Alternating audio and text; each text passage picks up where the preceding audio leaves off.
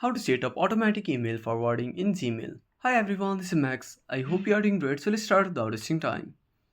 First of all, open up your web browser, tap on the search bar. Now open up Gmail.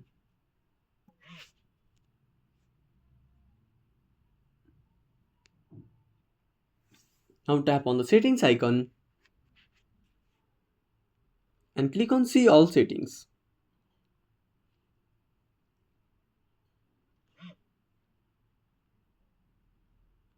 Now tap on forwarding and POP. Now click on add a forwarding address. Now enter your email address and click on next.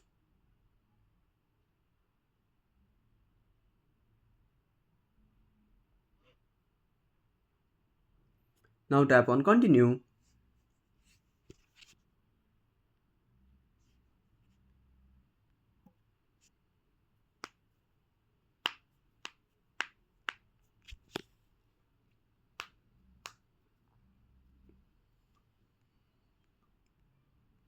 Now click on forward and click on proceed.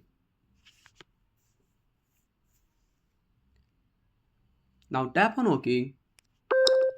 Now open up your Gmail.